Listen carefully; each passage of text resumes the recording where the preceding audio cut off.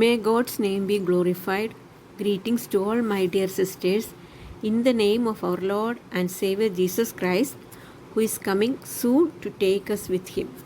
Let us read a verse from the Bible, Acts chapter 9, verse 17.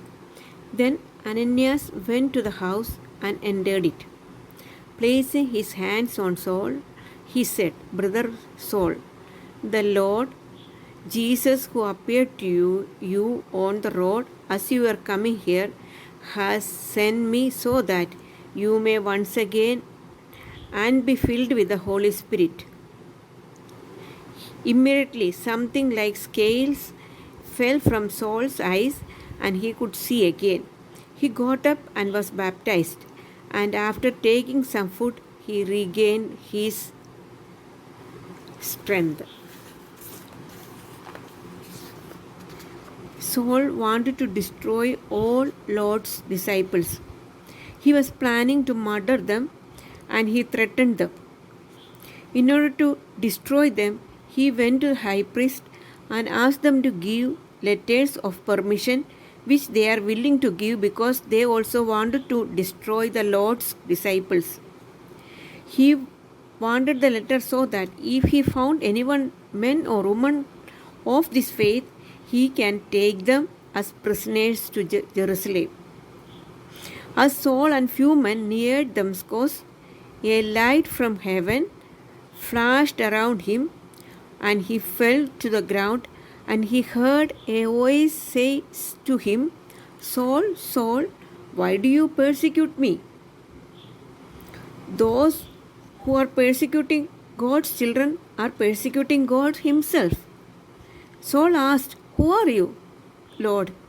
He got the reply, "I am Jesus, who you are persecuting."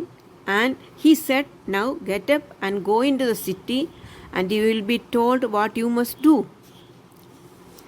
The men traveling with Saul stood there speechless because they heard the sound but did not see anyone.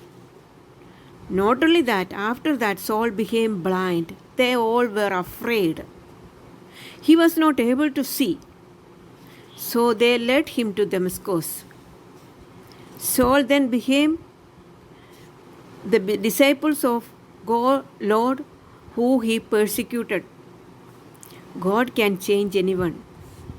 God can change anyone, dear sisters. There, Ananias went to the house, and he put his hand on Saul, and he said, "Brother Paul, brother, the Lord Jesus, who appeared to you on the road as you are coming here, he sent me so that you may see again and be filled with the Holy Spirit." And Saul was healed from the blindness. Not only that, he was a new person. Saul became Paul. And God can change anybody. Remember always, whatever we do to Lord's child, we are doing to Lord Himself.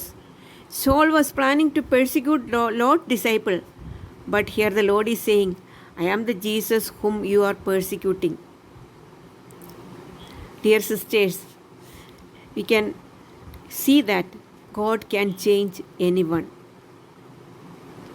So, let us be faithful to Him and remember that whatever we do to a Lord's child, we are doing to Lord Himself. So, beware of doing anything to Lord's children, and God can save us from any difficulties, any problems that we are in. So, and let us also thank God that God is able to change anyone. May His name be glorified.